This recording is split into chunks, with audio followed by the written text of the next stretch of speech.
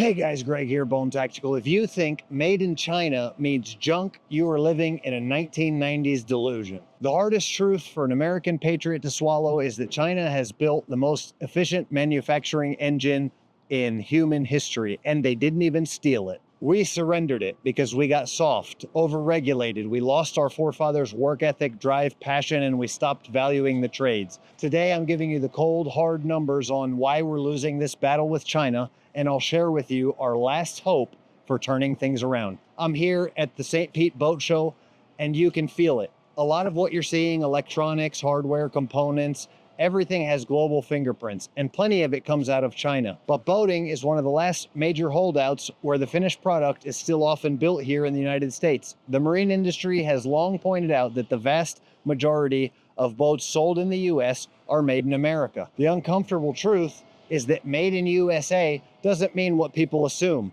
Legally, it's supposed to mean all or virtually all US made, but modern supply chains make that standard hard to meet. And a lot of what gets marketed as American is really a mix of US labor and imported materials.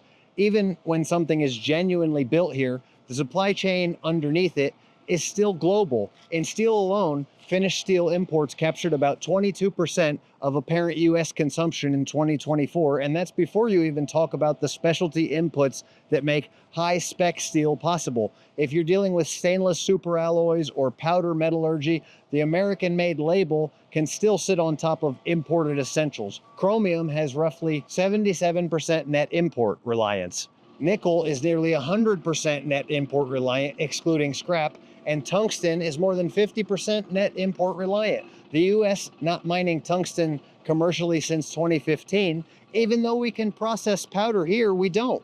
So a lot of what gets assembled or finished in the US and labeled made in America is really built from ingredients that come from overseas. And here's the part no patriot wants to hear. We've lost our skilled laborers. The US manufacturing workforce is much smaller than it used to be, about 12.7 million on payrolls in September 25 versus 17.2 million in 2000. And manufacturing share of the economy has fallen compared to 25 years ago. At the skilled end, precision trades like machinists and tool and die work are under pressure.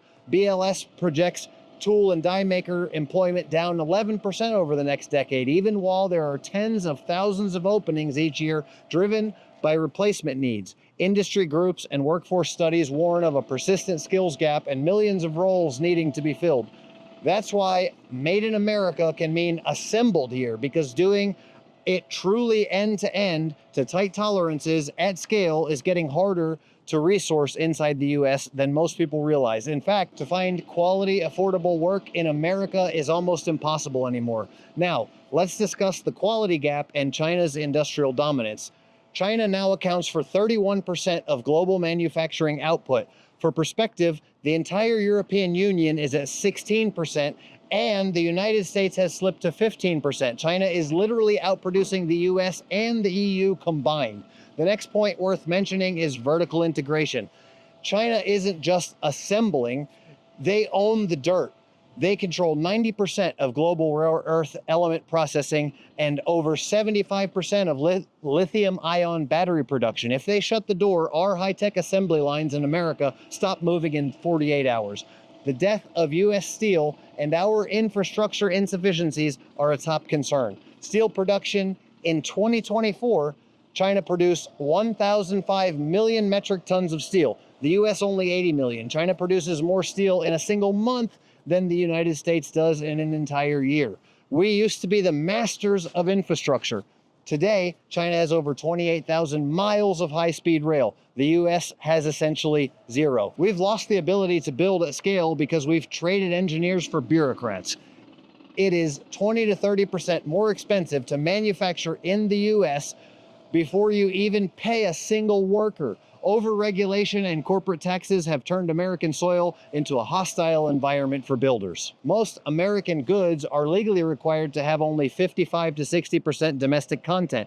That means 40% of your Patriot product is likely Chinese steel Pakistani micarta, and Mexican plastics, just bolted together here in a US zip code to get the sticker. And that's what I see in my industry as a knife maker as well. Here's a little something extra I want to share with you guys. This pocket knife was given to me by my grandmother, that was given to her by her mother, Laura Benedetto Giangiulio, 1906 to 1983.